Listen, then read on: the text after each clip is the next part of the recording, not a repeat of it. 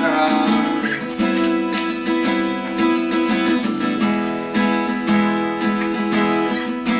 사랑교회에 오신 하나님의 자녀들 사랑하고 축복합니다. 나를 향한 주의 사랑 나를 향한 주의 사랑 산과 바다에 넘치는 내 마음 열 때 주님 나에게 참 자유 주셨네. 늘 진리 속에 거하며 나의 손을 높이 들고 언제나 주님의 사랑을 노래하리. 주의 사랑 노래하리라. 영원토록 노래하리라. 주의 사랑 노래하리라. 영원토록 노래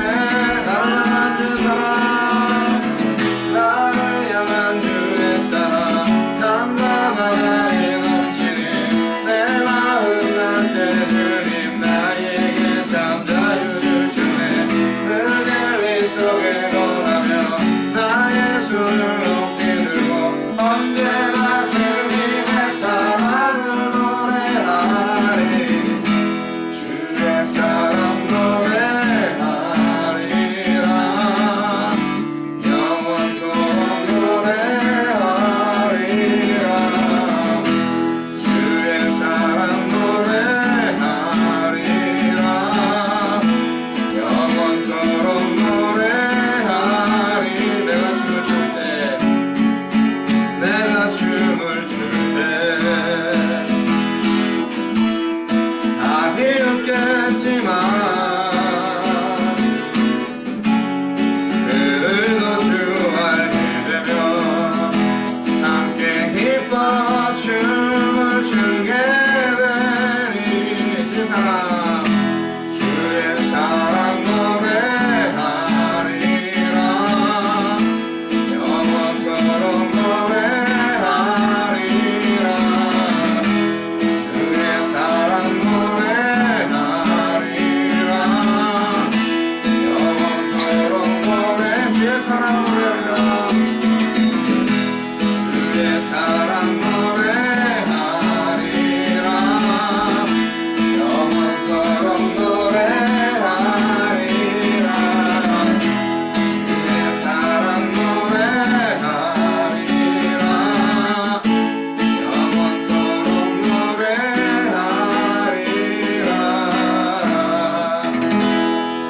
아멘. 아멘. 좀 방정맞은 찬양을 한번 해보겠습니다.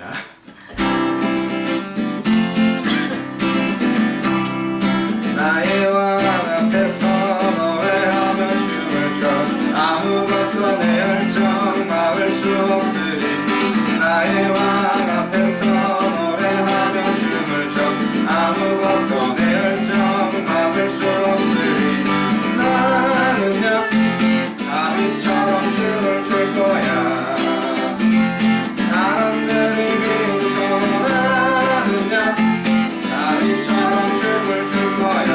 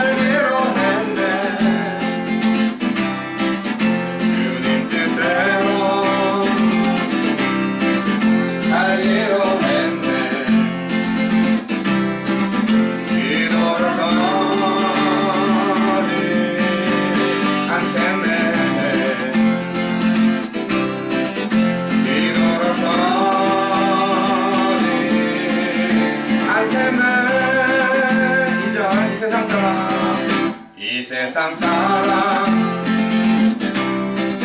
날 몰라줘도 이 세상 사람 날 몰라줘도 이 세상 사람 날 몰라줘도 뒤돌아서지 않겠네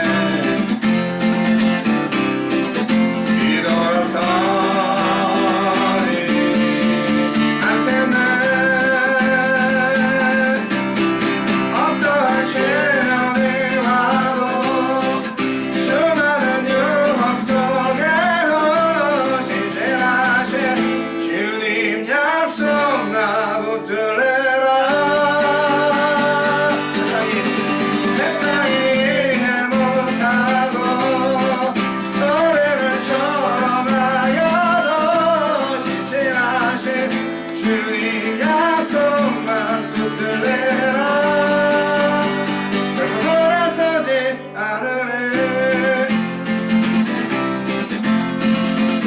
세상 등지고 십자가 보내 세상 등지고 십자가 보내 세상 등지고 십자가 보내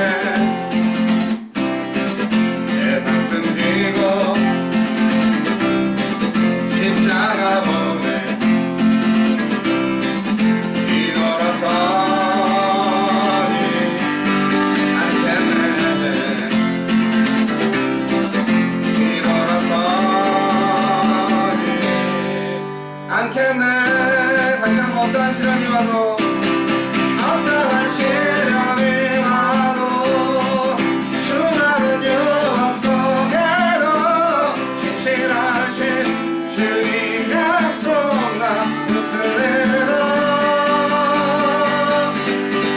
세상이 이해 못하고 노래를 졸아봐야도 신실하신 주님 약속 나 붙들래라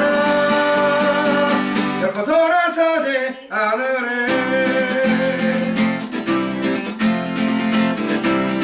주님 뜻대로 살려고 했네 주님 뜻대로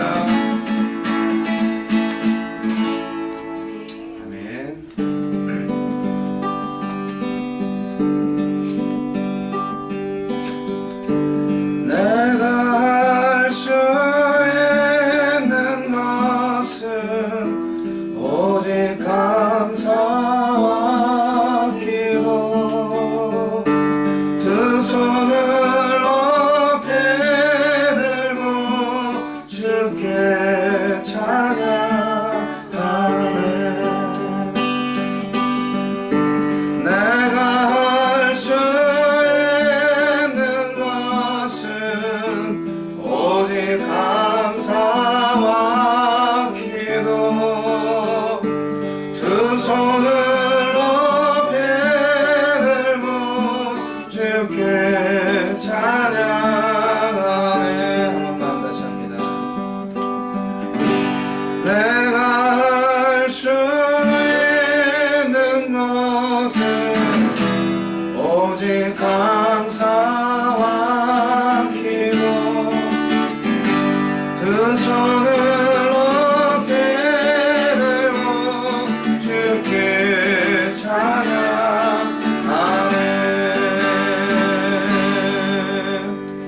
이 시간 한 주간 살았던 우리의 삶의 예배를 돌아보면서 혹시 참여하지 못한 적이 있다면 고백하시고, 또한 주는 그리스도시요 살아계신 하나님의 아들입니다 와 같은 신앙 고백의 기도를 주님께 각자 드리시는 그런 시간 갖겠습니다. 하나님 아버지 감사합니다. 한 주간도 저희들을 세상 가운데서 많은 불신자 신자들을 만나게 하시며 오직 예수님의 생명과 사랑을 품고 하나님의 비전을 보게 하심을 감사합니다. 때로는 힘들고 어려울 때 방황하고 좌절하여서 주님의 얼굴을 찾지 못할 때가 있었습니다. 주님 용서하여 주시옵소서.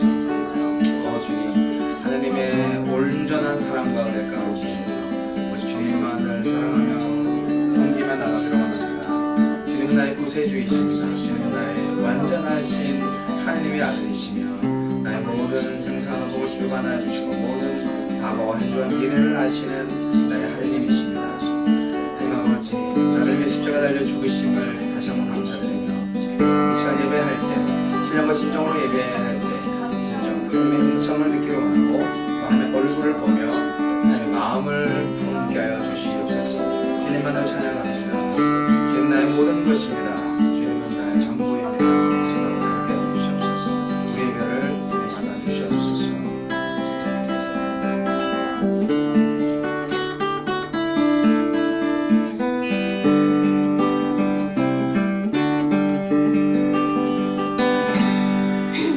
좋으신 하나님 감사합니다. 좋은 날씨를 주시고 또 새로운 만남과 또 새로운 마음으로 하나님께 드리는 영과 진리의 예배케 하심을 감사합니다. 한 주간 동안 또 많은 일들이 있었지만 그 모든 일들이 주님의 섭리 가운데에서 온전히 하나님의 사랑 가운데에서 이루어졌음을 믿고 주님만을 의지합니다. 신령과 진정으로 예배하게 해주시고 예배 가운데 주님의 임재를 경험하게 해주시옵소서. 예수님 이름으로 기도합니다. 아멘. 할렐루야. 오늘도 좋은 날 주신 하나님을 찬양합니다. 네, 우리 옆 사람하고 잠깐 인사하실까요? 안녕하세요. 참 잘오셨습니다. 오랜만입니다. 인사 좀 해요. 네, 이분도 또 뭐했으나 네, 먹을 것도 없는데 네, 이분 이제 말을 하면서 이렇게 안녕하십니까. 네, 오늘 참 좋아 보이시네요. 자유롭게 꼭 시키는 대로 하지 마시고 항상 인사할 때는 자유롭게 하시면 됩니다. 개척교회 조그맣게 할 때 정말 가족적이지 않으면 언제 그렇게 하겠어요. 지난주에 우리 에라자매님이 직장에서 화상을 당하셔서 마음이 몹시 아픕니다요. 어쩌다가 그런 일이 참 뭔 뜻이 있겠지만 뭐 그 일로 너무 상심하지 마시고 또 싸우지 마시고 더욱더 사랑하시기 바랍니다. 답답해요. 네.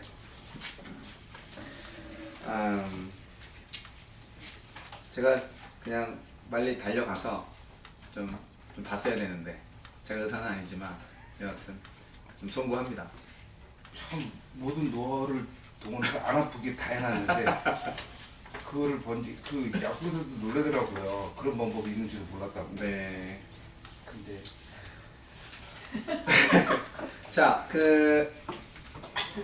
노진 장님 좀 미안한데 위에 올라가서 그거 좀 갖고 와. 저기 책꽂이에 매일 성경이 있어요. 책꽂이에 매일 성경 5권 있거든. 그럼 갖고 올래? 매일 성경 7, 8호로 있어요. 자꾸 잊어먹어. 갖다 놔야지. 오늘이 6월 30일이잖아요. 6월 30일인데 오늘 노현 자매의 생일이에요. 이따 밥 먹을 때 잠깐 간단한 세레머니를 하도록 하겠고요. 이틀 전 6월이에요 지금? 전 이틀 전에 지났는데. 진짜요? 어머. 아유 참. 저는 24일이었어요. 이분들이 왜 이러실까? 목사님은 그 전주였어요.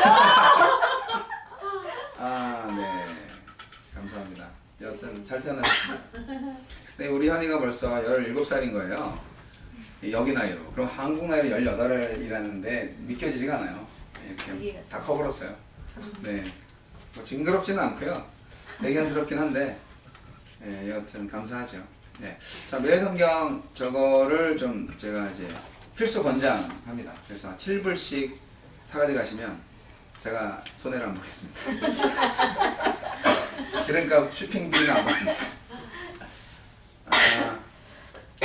그래서 내일 이제부터 우리가 저 거의 맞춰서 새벽기도는 못하지만 각자 개인적으로 좀 이렇게 하시고요. 굳이 새벽기도가 필요하다 그러면 그 존스크릭 교회에서는 저거 갖고 한대요. 그러니까 거기 가서 새벽기도 하시고요. 네, 저희는 제가 이거를 저희 홈페이지에서 만들었는데요. 아직 미완성이지만 저거를 올려놓는 그 게시판을 제가 만들어서 올려놓을게요. 그래서 또 그 사람 교회만의 그 묵상 자료를 만들어 놓겠습니다. 뭐 그런 거 좀 있어야 자꾸 들어오시죠? 네, 그래서 크라이스트 러브 처치, christlovechurch.org 이 주보에 다 써 있어요. 네, 써 있는데 안 보였어, 그렇지? 만들어 가고 있어요. 지금 빈 공간이 많아요. 근데 이제 오늘 밤에 좀 작업을 해가지고요. 뭐 하여튼 칼럼이랑 그런 것 좀 올려놓을게요. 제가 다다음 주가 되겠죠? 7월 15일 날부터 17일까지 조지아 한인 침례교회 협의회 교육자 수양회에 참석을 하게 됐습니다. 온 가족이 다 가게 되고요. 우리 흥간준 형제님은 이제 다음 주에 없을 것 같아요. 왜냐하면 뉴욕에 여행을 갔다 오기 때문에 그래서 다음 주에 없고 그 다음에 7월 10일 날에 귀국합니다. 그래서 오늘 주일날만 보는 분들은 오늘 마지막. 그렇구나. 네, 그래서 인사를 잘 하시고. 네. 그렇구나, 몰랐다. 네, 제가 한간준 형제의 고모부거든요. 그래서 참 미국에 온 지 벌써 2달이 넘었는데 별 할 일 없이 시간만 보내지 않았나. 잘 못해줘서 너무 미안하고. 여하튼 이제 뉴욕 여행 마지막이 있으니까 좋은 익스피리언스가 돼서 도전을 받고 좀 다음에 또 멋지게 만날 수 있으면 좋겠습니다. 오늘 마지막으로 만날 수 있는 사람들은 만나시고요. 마지막이 되게 이상하다. 네, 그렇습니다. 혹시 그 교육자 수련회 함께 하고 싶은 사람이 있다. 그러면 이제 개인적으로 말씀해 주세요. 거기 좀 굉장히 싼 가격으로 이렇게 빌려서 했기 때문에 그 레이트에 맞춰서 추가로 할 수 있는지를 좀 물어봐야 되니까요. 플로리다 월튼 비치로 갑니다. 그냥 쉬는 쪽으로 가고요. 제가 저녁 집회 때 찬양 인도를 담당하게 되었습니다. 뭐 맨날 하는 거지만 그렇습니다. 자, 특별히 알아야 될 사항이 있나요? 네. 지미 자매님이 어저께 이사 나오셨어요. 계지미 자매님? 네, 네. 다 구하셨대요. 오케이. 네, 어제 처음으로 둘이 왔잖아요. 야, 참 대단하신 것 같아요. 네. 계지미 자매님 아시죠?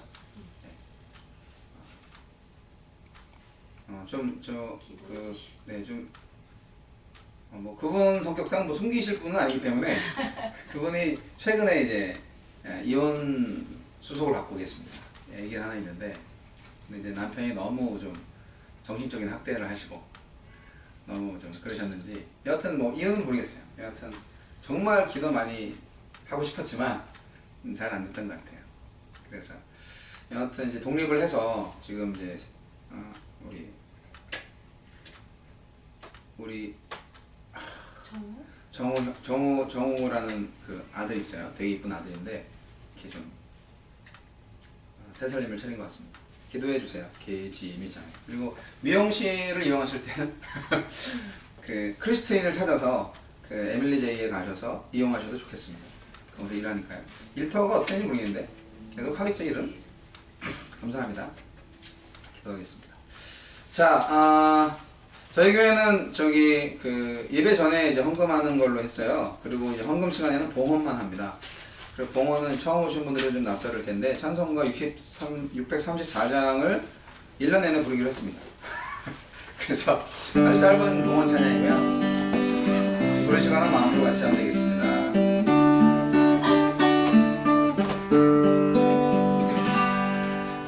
모든 것이 주께로부터 왔으니 이 예물을 주께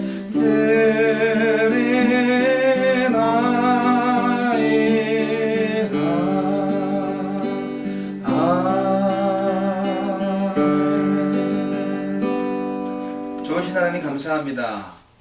물질에 우리의 마음과 믿음을 담아서 주님께 드리오니 주님 받아주시고 흠양하셔서 향기로운 제물 되게 하시고 하나님 나라 또 교회 그리고 모든 하나님 사랑하는 하나님의 자녀들에게 온전히 잘 사용될 수 있도록 주님 인도하여 주시옵소서. 또한 믿음으로 드린 모든 속죄들을 기억하여 주시고 복에 복을 더하셔서 물질로 인하여서 어려움 당하지 않도록 하시고 하나님의 말씀 안에서 늘 주님께 감사와 찬양으로 풍성한 삶을 누리게 하여 주옵소서. 예수님 이름으로 기도합니다. 네, 성경 말씀 보겠습니다. 성경 말씀은 주보 뒤편에 나와 있습니다. 지금 보니까 굉장히 흐린 글씨로 인쇄가 돼서 제가 좀 송구하네요. 사무엘하 6장 1절로 12절까지인데 제가 세 번역으로 보기 때문에 그래서 주보를 참조하셔야만 합니다. 주보 뒤편에 보시면 제가 본문을 다 인쇄를 해놨습니다. 오늘은 제가 쭉 읽도록 하겠습니다. 네, 뭐 같이 읽고 싶은 분 읽으셔도 되고요. 1절부터 12절까지 보겠습니다. 다윗이 다시 이스라엘에서 정병 3만 명을 징집하여서 그들을 모두 이끌고 유다의 바알라로 올라갔다. 거기에서 하느님의 궤를 옮겨올 생각이었다. 그 궤는 그룹들 위에 앉아 계신 만군의 주님의 이름으로 부르는 궤였다. 그들이 언덕 위에 있는 아비나답의 집에서 하느님의 궤를 꺼내서 새 수레에 싣고 나올 때에 아비나답의 두 아들 우사와 아히요가 그 새 수레를 몰았다. 그들이 산에 있는 아비나답의 집에서 하느님의 궤를 싣고 나올 때에는 아히요는 궤 앞에서 걸었고 다윗과 이스라엘의 모든 가문은 온 힘을 다하여서 잣나무로 만든 온갖 악기와 수금과 검은고를 타며 소구와 꽹과리와 심벌들을 치면서 주님 앞에서 기뻐하였다. 그들이 나곤의 타작 마당에 이르렀을 때에 소들이 뛰어서 궤가 떨어지려고 하였으므로 우사가 손을 내밀어 하느님의 궤를 꼭 붙들었는데 주 하나님이 우사에게 진노하셔서 거기에서 그를 치시니 그가 거기서 하느님의 궤 곁에서 죽었다. 주님께서 그렇게 급격히 우사를 벌하셨으므로 다윗이 화를 내었다. 그래서 그곳 이름을 오늘날까지 베레스 우사라고 한다. 그날 다윗은 이 일 때문에 주님이 무서워서 이래서야 내가 어떻게 주님의 궤를 내가 있는 곳으로 옮길 수 있겠는가 하였다. 그래서 다윗은 주님의 궤를 다윗성으로 옮기지 않고 가드 사람 오벳 에돔의 집으로 실어가게 하였다. 그래서 주님의 궤가 가드 사람 오벳 에돔의 집에서 석 달 동안 머물렀는데 그때에 주님께서 오벳 에돔과 그의 온 집안에 복을 내려 주셨다. 누군가가 오벳 에돔의 집에 하느님의 궤를 보관하였기 때문에 주님께서 오벳 에돔의 집과 그에게 딸린 모든 것에 복을 내려 주셨다는 소식을 다윗 왕에게 전하였다. 그리하여 다윗은 기쁜 마음으로 가서 하느님의 궤를 오벳 에돔의 집에서 다윗성으로 가지고 올라왔다. 궤를 옮길 때에 그는 큰 축제를 벌였다. 아멘.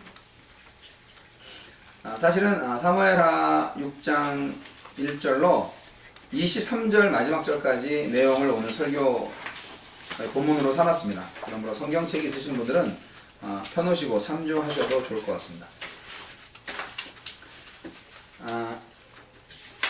오늘 말씀은 다윗과 우사라는 제목인데요. 다윗은 정말 현명하고 그리고 신실한 신앙인이었음을 우리는 너무나 잘 알고 있습니다.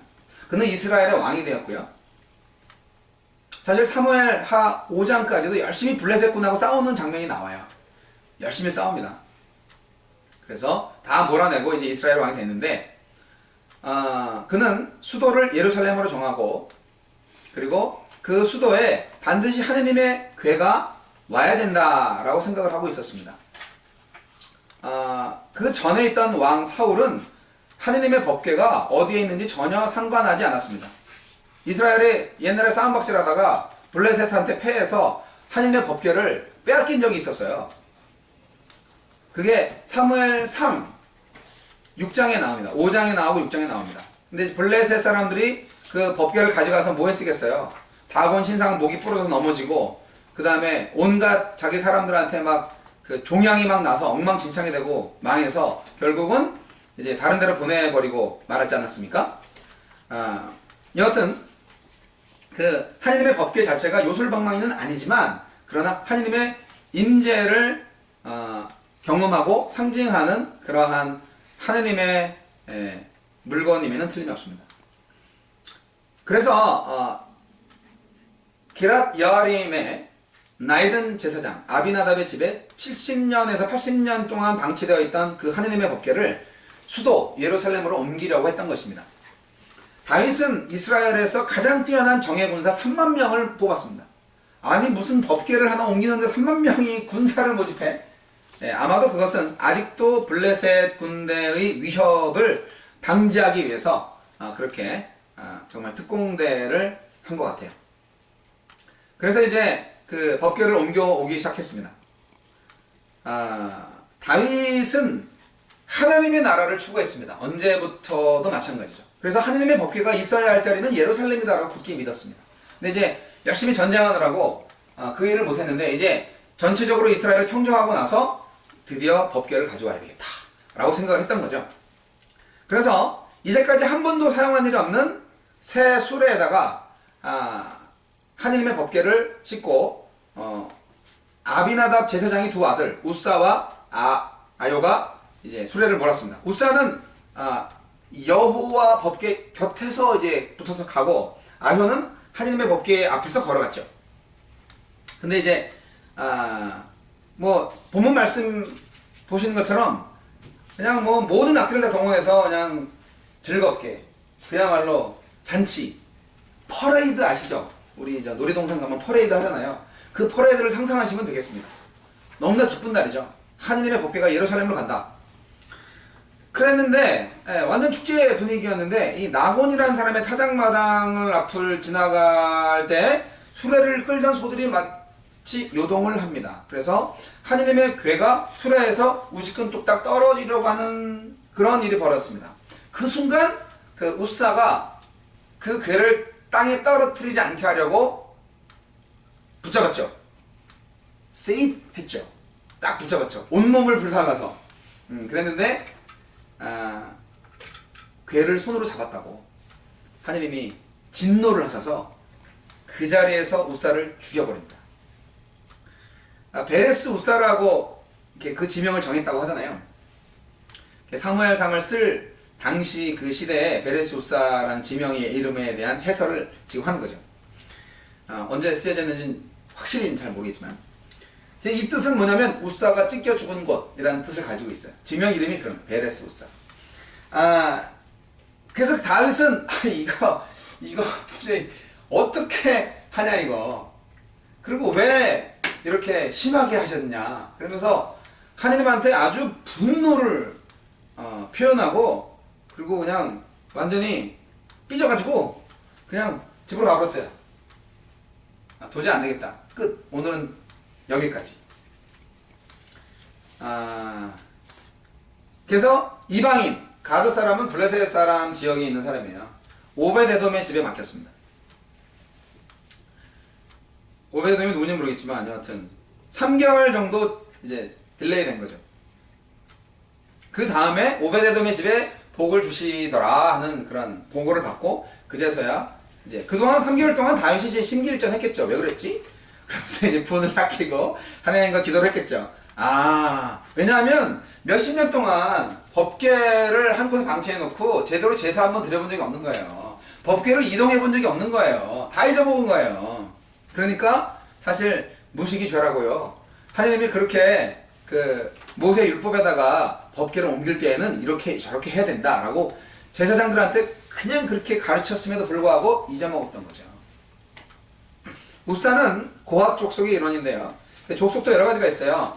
우사는 이제 아비나답의 아들이잖아요. 그건 제사장 계열이기 때문에 레위 족속이에요. 레위인들 안에 게르손, 고핫, 무라리 그런 세 가문이 또 있어요. 그 중에서 이 고핫은 성구를 움직이는 것만 담당했던 그 전문 그 족속이에요. 그래서 하나님의 법궤를 나르는 방법은 민수기 4장에 아주 잘 나와 있습니다. 고핫의 자손들만이 하나님의 법궤를 움직일 수가 있고요. 그리고 그 법궤를 운반할 때는 절대 손으로 만져서는 안 된다라는 교육을 받았고 만일 만질 경우에는 죽음을 면치 못할 것이라는 것을 분명히 잘 알고 있었습니다. 그래서 우사는 하나님의 법궤를 어떤 경우에서라도 만지면 안 되는 거였어요. 하느님의 법궤는 궤 옆에 고리가 달려 있습니다. 그래서 그 고리에 막대기를 넣어서 고앗 자손들이 어깨에 메고 그리고 그렇게 이제 나르도록 되어 있죠. 주보 앞면에 제가 사진을 넣어놨습니다. 이스라엘 백성들이 어디로 이동하거나 궤를 나를 때는 항상 고앗 자손들이 이런 방식으로 궤를 나르게 되어 있습니다. 여러분 생각해보세요. 출애굽 40년 동안 얼마나 많이 이사를 했겠어요. 성막을 지어놓고 계속 이사를 했잖아. 그러니까 그때는 너무나 익숙했던 거죠. 근데 정착하고 나서 법궤를 이제 이동할 리가 없으니까 다 잊어먹은 거예요. 잊어먹으면 안 되는 거죠, 그게. 결국 우사도 잘 알고 있었음에도 불구하고, 그리고 처음부터 잘못된 거죠. 왜 수레에 실어요? 사람이 움직여야지. 그것도 다 잊어먹고. 과연 정말 잊어먹어서 그랬을까? 아니면 에이 수레로 한번 해지 뭐. 사람이 들면 힘든데. 뭐 이런 생각을 하지 않았을까라는 생각도 합니다. 그렇잖아요. 사람이요, 아무리 영특하고 또 정성이 많고 그건 제 성이니까요 좀 받아주세요 뭐 이렇게 해도 받는 사람이 그게 싫으면 그거 실례잖아요. 그러니까 섬긴다는 것도 섬김을 받는 사람이 정말 마음이 좋게 그렇게 섬겨줘야 진정한 섬김이 아니겠습니까? 하나님도 마찬가지죠. 우사는 다급한 마음에 엄격별에 하나님의 법궤를 만져서는 안 된다고 생각을 하면서도 만졌어요. 그리고 비명행사하고 말았습니다. 고의적으로 한 건 아닙니다. 어쨌든 하나님을 위해서 한 거예요. 순간적으로. 그렇기 때문에 우사의 행동은 굉장히 선한 행동이라고 볼 수 있지 않습니까? 악의적인 게 아니죠. 그런데요, 과연 그럴까요? 수세기에 걸쳐서 야, 우사가 왜 죽었을까? 라는 연구가 있었습니다. 반복적인 통찰 한 가지가 있었는데 한 문장으로 말씀드리면 이렇습니다. 주제넘게 하나님 관리 책임자 노릇을 하려고 하면 죽는다 하는 것입니다. 우사는 하나님을 상자에 가두어 놓고 세상 오물이 묻지 않도록 하나님을 지킬 책임이 있는 양 나서는 사람들입니다. 오늘날 교계를 살펴보면 저급한 죄인들과 무지한 대중으로부터 하나님을 보호하는 것이 자신의 천명인 줄 알고 사는 남녀들이 너무나 많이 나타나고 있습니다. 우사의 이 반사적인 행동, 황소가 비틀거리자 법궤를 고정시키려고 손을 뻗은 행동, 이것은 순간적인 실수가 아니었습니다. 이것은 자신이 법궤를 관리하는 사람이라는 오랜 망상이 표출된 것이었습니다. 생각해 보세요. 평생 동안 자기네 집에 있었다니까요. 그 법궤가. 거기에서 하나님의 임재는 한 번도 경험해보지 못했던 거예요. 그냥 하나님의 법궤야. 소중한 거야. 하지만 관리하는 책임 나한테 있고. 청소는 잘했겠죠. 계속 그 자기 아버지 집에 있었던 거 아니에요. 가르침은 받았지만 하나님의 법궤에 대한 경험이 없었던 거죠. 아무리 하나님을 알아도 하나님을 경험하지 않는 이상 제대로 하나님을 섬길 수 있는 사람은 없습니다. 그래서 결국 우사는 아히오와 함께 이제 아비나답 그 아버지의 명을 받들어서 법궤를 나는 관리 책임한 사람이니까 으쌰으쌰하면서 거의 뭐 다윗왕 수준으로 이제 의시되며 간 거죠.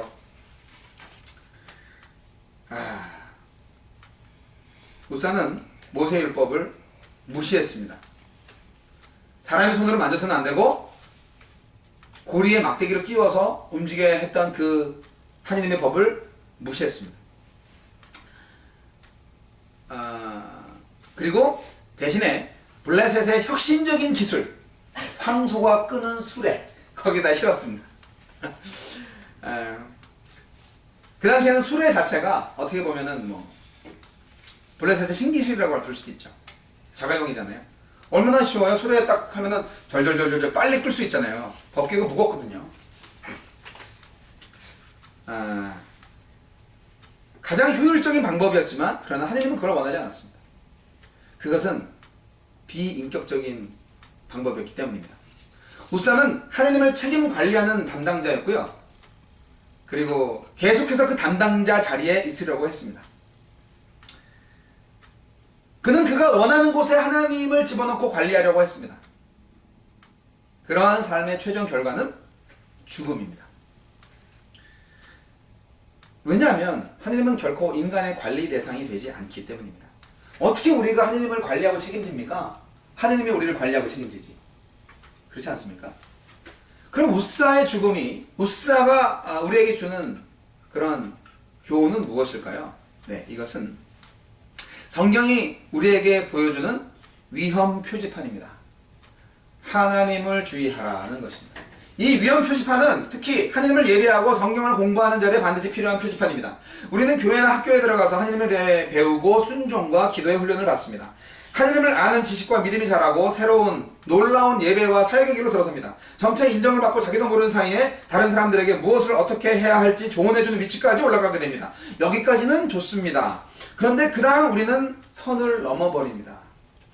우리는 하나님 자리에 서서 으스대고 까다로운 사람이 됩니다. 하나님 안에서 바르게 사는 길을 발견한 감격으로 신앙생활을 시작해놓고 점차 하나님을 위해서 그분의 일을 떠맡아서 사람들이 바르게 살도록 만드는 일을 담당합니다. 우리는 자신이 매우 중요한 사람이라고 생각합니다. 왜냐하면 우리는 바로 하나님 옆에 있으니까.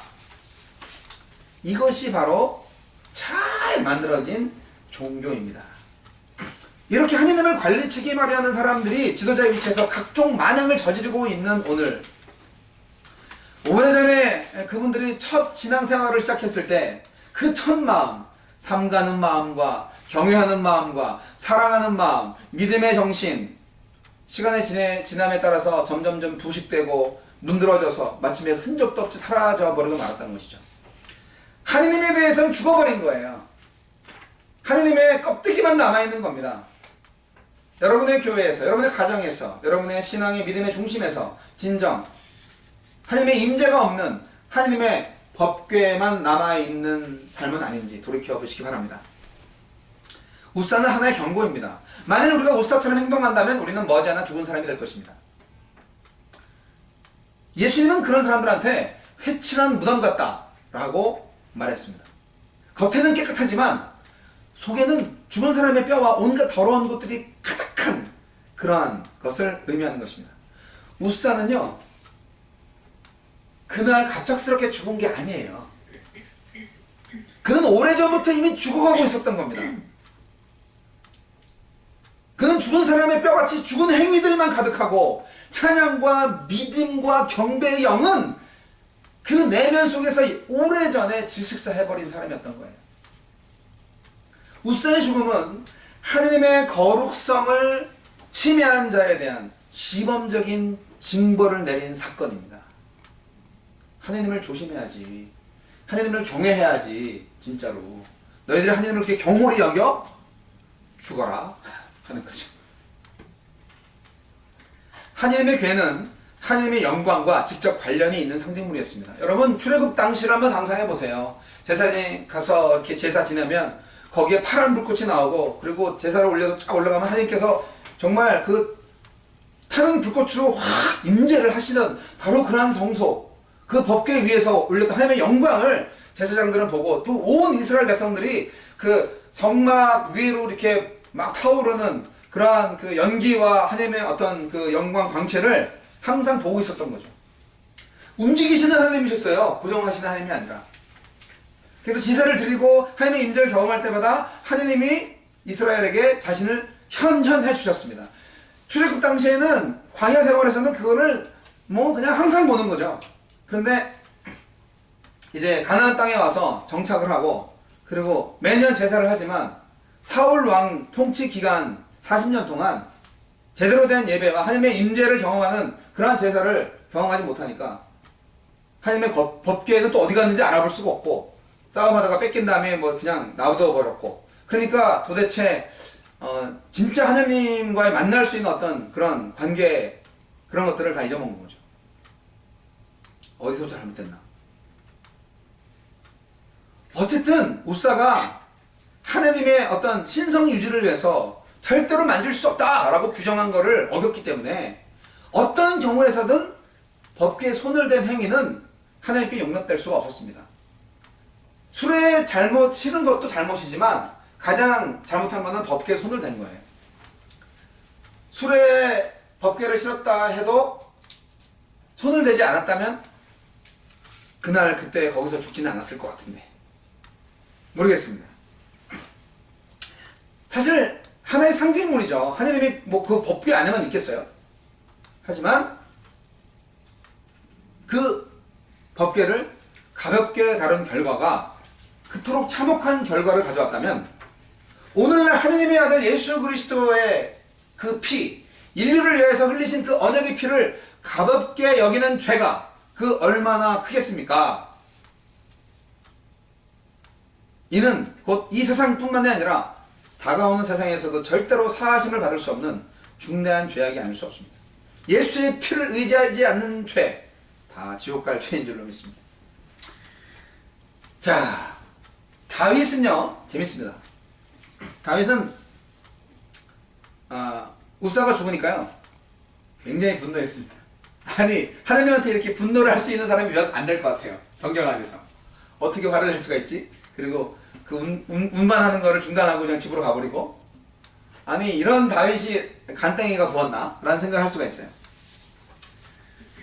하나님한테 분노를 했는지 어떤 보수적인 신학자들은 어떻게 거룩하신 하나님한테 분노를 해, 그거를 미처 모르고 막지 못한 자기 자신한테 화냈겠지, 뭐 그렇게 해석할 수 있는데요, 저는 두 가지 다라고 생각합니다. 다윗은 하나님한테 분노할 수도 있는 사람입니다. 왜냐고요?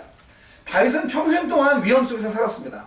사자와 곰, 또 깔보는 거인과 또 살기등등한 왕, 약탈을 일삼는 블레셋인들과 아주 교활한 아말렉 사람들과 같이 살았습니다. 황량한 광야의 동굴에서 20년 살았죠. 그는 하느님과 함께 살았어요. 그리고 하느님 안에서 살았습니다. 달려가고 숨고 기도하고 사랑하며 살았습니다. 다윗은 결코 하나님을 관리하고 책임지는 사람이 아니었어요. 하나님은 다윗이 돌보는 양이 아닙니다. 언제나 하나님은 다윗에게 있어서 구원자요, 주권자였습니다. 또 목자요, 바위셨습니다. 그렇기 때문에 하나님에 대해서 다윗은 결코 불안해하지 않았습니다. 하나님은 정말 가까이 계신 분이고 항상 같이 계신 분이었어요. 그래서 아니 너무하시잖아요. 꼭 죽여셔야 되겠습니까? 그래서 그렇게 분노를 발할 수도 있었겠다라는 생각이 듭니다. 여하튼 다윗은 분노를 발했음에도 불구하고 죽지 않았어요. 다윗이 죽지 않았다는 것은 하나님에 대해 언제나 살아있는 다윗이었기 때문입니다. 살아있다 죽어있다에 대한 그런 영적 의미를 잘 생각해 보시기 바랍니다. 화를 내는 다윗은 전에 찬양하고 있을 때의 다윗과 똑같은 다윗입니다. 그렇지 않습니까? 다윗은 하나님이 우사를 죽이신 일이 너무나 불만스러운 일이었지만 그래도 하나님을 하나님으로 대했습니다. 우사는 결코 하나님한테 화를 낸 적이 없어요. 그는 너무나 예의 바르고 깍듯했습니다. 그도 그럴 것이 뭐 그 법궤라는 상자 앞에서 화를 내는 사람이 있겠어요? 비인격적인 관계를 유지했던 거예요. 우사는요. 예루살렘으로 돌아온 다윗은 우사 죽음의 사건을 시간을 두고 곰곰이 생각을 해보다가 석 달 후에 다시 행진 악단을 소집해서 검은고, 수금, 탬버린, 캐스터네트, 심벌을 올리면서 장엄한 행렬 가운데 법궤를 예루살렘으로 가져옵니다. 다윗은 자신의 실패의 원인을 깨닫고 하나님의 방법을 따라서 법궤를 예루살렘 안치에 성공합니다. 이제 오늘 본문 말씀에서 이제 13절 이후의 내용을 제가 다루도록 하겠습니다. 오늘 읽지는 않았지만 다윗은 이때 춤을 추었습니다. 하나님 안에서 다윗은 자신의 이해력과 통제력을 초월한 세계에 들었습니다. 다윗이 춤을 추었습니다. 다윗은 무시 에봇으로, 그러니까 약간 좀 살짝 비치는 그런 아주 심플하고 가벼운 그런 에봇으로 몸을 이제 입었어요. 옷을 입고, 그리고 막 춤을 추니까 이제 팬티가 내려가는 줄도 모르고 춤을 췄다고 했습니다. 그럴 수밖에 이 본문은 굉장히 많이 인용되는 그런 본문이기도 한데, 여러분 꼭 춤을 출 필요까지 있었나? 그냥 빵빵빵빵 하면서 멋있게 이렇게 행진하면 되지 않나? 왕처럼 그런 생각을 할 수 있습니다. 근데 이렇게 사람들은 그래요. 제 힘으로 일을 척척해낼 때는 성큼성큼 씩씩하게 걷습니다. 그러나 사랑으로 제정신을 잃어버릴 때 그건 너무나 하느님으로 충만한 나머지 완전히 이제 자기는 없고 하느님만이 있어요. 그러니까 그 충만한 상태에서는 이제 오늘날로 말하면 성령 충만한 상태를 말하는 거죠. 그냥 맛이 가는 거죠. 하늘나라의 소년이 되는 거예요. 어린아이가 되는 거예요. 그래서 덩실덩실 춤을 춥니다. 하느님의 법궤가 드디어 예루살렘으로 온다 하는 것이죠. 얼마나 기뻤겠어요. 그건 일반적인 직무 수행이 아니었습니다. 만약 다윗이 단순한 종교적 직무를 수행하거나 국가 예식을 진행하고 있었던 거라면 그냥 묵묵히 위험을 가지고 이렇게 걸었겠죠. 하지만 그러지 않았어요. 그는 하느님을 이용해서 예루살렘과 자신의 통치권을 높이려는 정치적 행동을 가지신 것도 아닙니다. 정말 자신을 휘감아 돌면서 자신을 통해서 흐르는 하느님의 생명이 완전히 열려 있었습니다. 그러한 상태, 하나님께 완전히 열려있는 상태, 하나님께 살아있는 모습, 그것이 바로 저와 여러분이 가져야 할 삶의 예배자의 모습인 줄로 믿습니다. 여러분, 우리는 공예배로 주일날 모입니다. 이 공예배 시간과 장소는요, 우리가 하나님을 향해서 기쁨으로 자신을 여는 법을 연습하는 자리예요. 우리는 하나님 앞에서 자신을 열기 전까지는 결코 우리는 온전한 우리 자신일 수가 없습니다. 예배는요, 자기를 내려놓는 거예요. 자기 집착을 중단하는 거예요. 내 고집대로 하는 거 다 포기하는 거예요. 무조건 하느님의 임재에 주목하는 바로 그러한 축복의 자리가 예배의 자리인 것입니다. 예배는 우리가 의도적으로 하나님께 주목하기 위해서 따로 떼어놓는 시간과 장소입니다. 그분이 물론 그런 시간과 장소에만 계신 것이 아니죠, 당연히. 하지만 우리의 자기 집착이 너무나 강하기 때문에 그렇게 시간과 장소를 떼어놓지 않으면 우리가 다른 장소에는 도저히 하나님께 집중할 수 있는 그런 기회를 잡지 못하기 때문이에요. 그나마 예배라는 걸 만들어 놓고 장소와 시간을 정해서 모여야만, 그래서야만 가까스로 자기 집착을 내려놓고 하나님께 주목할 수 있는 이 인간의 나약함 때문에, 그래서 주일날 공예배를 만들어 놓은 거예요. 그래서 근사한 예배당을 하려고 하는 거고 여러 가지 것들을 충원하려고 하는 거예요. 물론 하나님께서 하시면 그 모든 것이 없어도 하시죠. 하지만 인간의 그 유약함과 연약함을 알기 때문에 그래서 공예배를 하는 것입니다. 여러분, 근데 이제 거기도 위험이 있죠. 왜냐하면 그런 시간과 장소가 정해지면요, 때때로 우리는 멋대로 또 그 시간과 장소를 지배합니다. 그래서 그 시간에만 또 하느님이 있는 것 같아. 그래가지고 그 시간이 끝나면 또 하느님 없어요. 또 그게 또 문제인 거예요, 이게. 여하튼 그럴 때 바로 웃사가 되는 겁니다.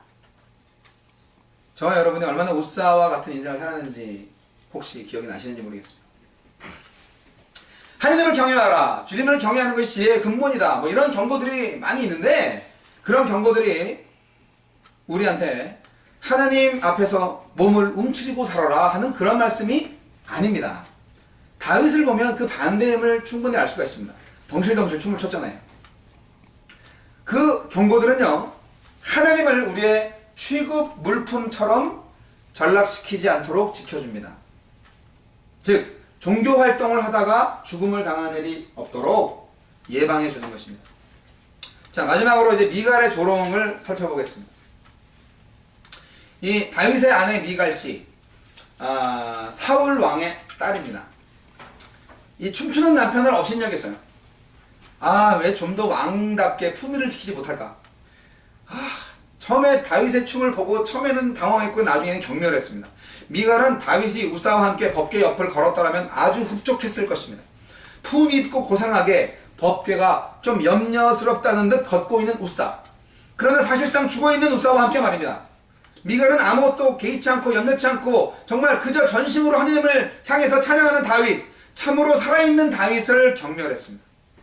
다윗은 신경 절대 쓰지 않았습니다. 다윗은 정말 충만하게 살아있는 인간은 하나님의 영광이다 라는 그러한 사실을 잘 알고 있었습니다. 하나님을 두고 염려하거나 불안해할 필요가 없다는 사실을, 그리고 근엄하고 고상하게 하나님 관리 책임자 행세를 하려 들어가다가는 죽음에 이른다는 것을, 또 영생이란 그분이 우리를 돌아보시게끔 하는 것이라는 것을 잘 알고 있었기 때문에 다윗은 절대로 남들 눈치 안 봤습니다. 왕인데, 원래 왕 되면 더 자기 하고 싶은 거 못 하잖아요. 공적인 자리에 가면 책임이 엄청나기 때문에 오죽하면 동성애자까지 인정해버리는 그런 미국의 지도자들이 생겨났겠습니까? 말도 안 되는 일이 벌어지고 연방법원에서도 막 합법화를 하고 아주 반장하겠습니다. 아주. 도대체 미국이라는 나라가 어디로 흘러가는지.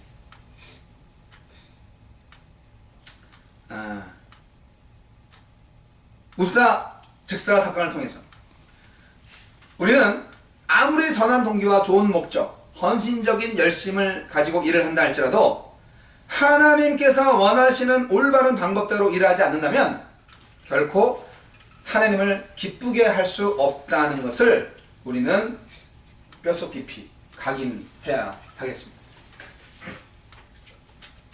여러분은 웁사입니까?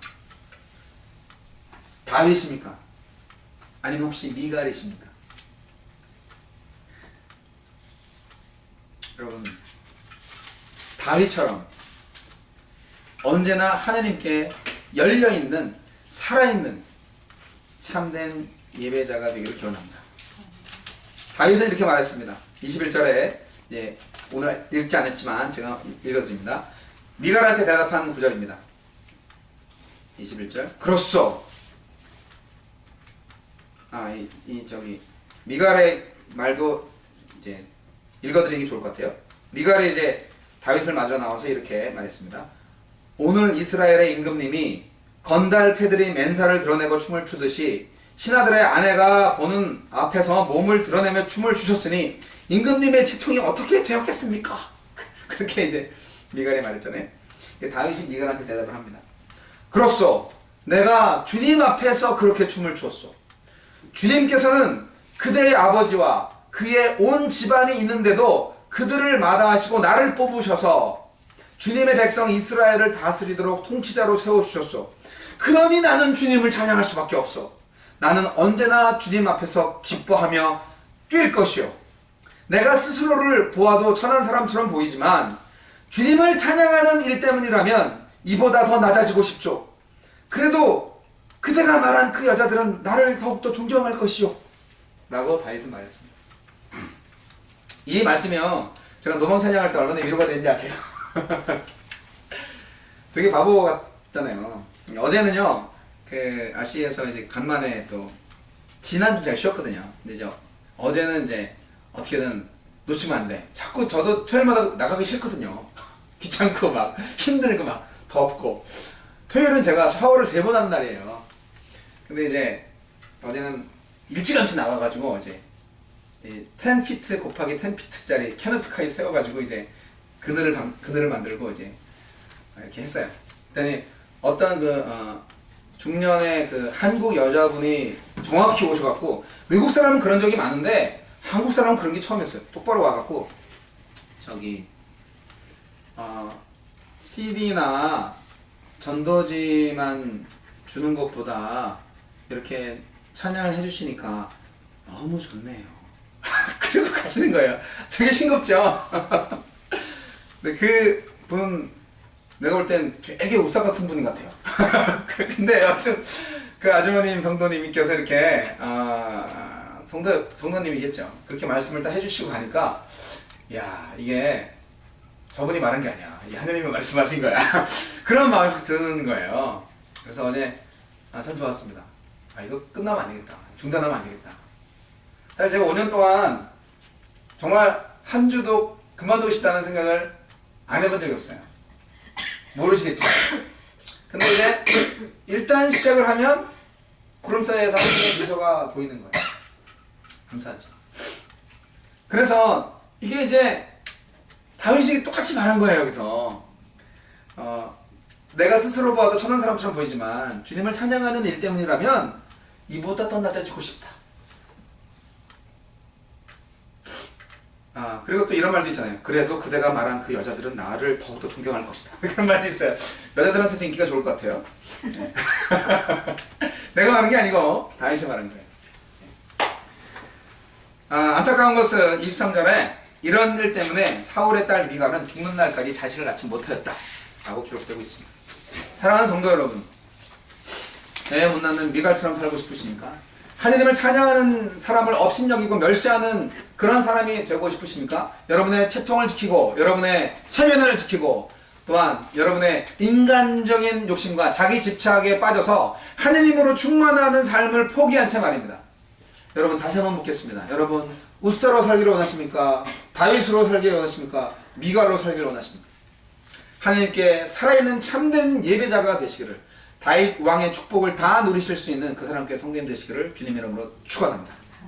기도하겠습니다.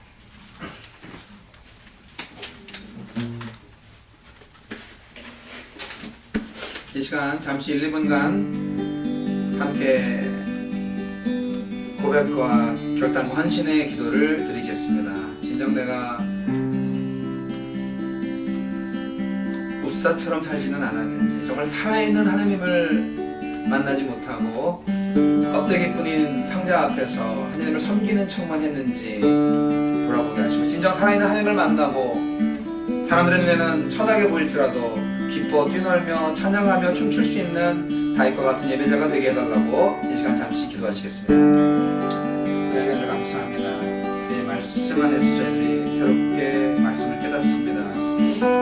세상을 살아나가면서 여러 가지 부끄러운 일들이 너무나 많이 있습니다. 우리는 세상의 법을 준수할 수밖에 없고 세상의 풍습, 세상의 여러 가지 분위기를 우리가 그냥 지나칠 수 없습니다. 그러나 주님이 원하시는 것이 무엇인지 알게 하여 주시옵소서. 사람들 눈을 의식하지 아니하고 오직 주님만을 찬양하며 주님만을 예배하기를 원합니다. 부끄러움 당할 수도 있겠지요. 주님, 그러나 주님을 찬양하는데 무엇이 거리낌이 되겠습니까? 어떠한 환경 가운데서도 주님은 찬양받기 합당하신 나의 하나님인 줄 믿습니다. 주여, 다윗의 거룩하신 하나님의 성령께서 나와 함께 하시고 진짜 말씀 안에서 새로 거듭나 온전히 하나님만을 예배하는 하나님의 사람이 되게 하여 주시고, 하나님 앞에서 분노하고 외치고 삐져고 도망가도 여전히 하나님을 사랑할 수 있고 하나님의 사랑을 받을 수 있는 다윗과 같은 영적인 참된 예배자로 살아가게 도와주시옵소서.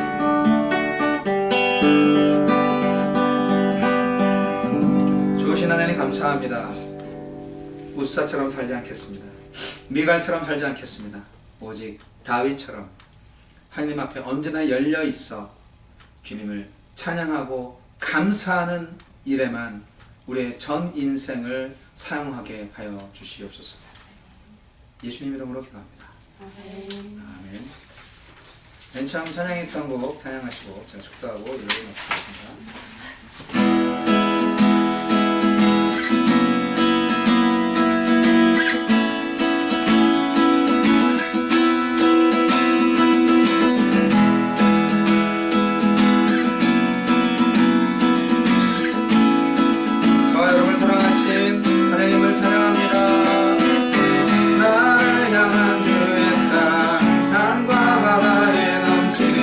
내 마음 열 때 주님 나의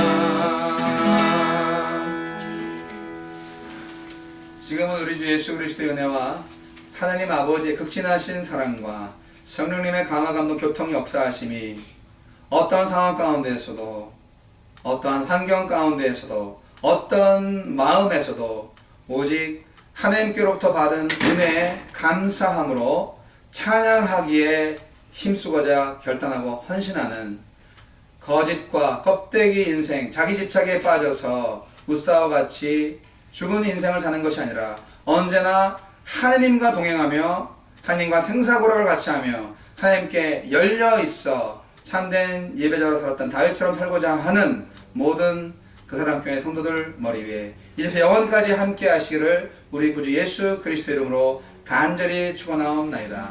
아멘.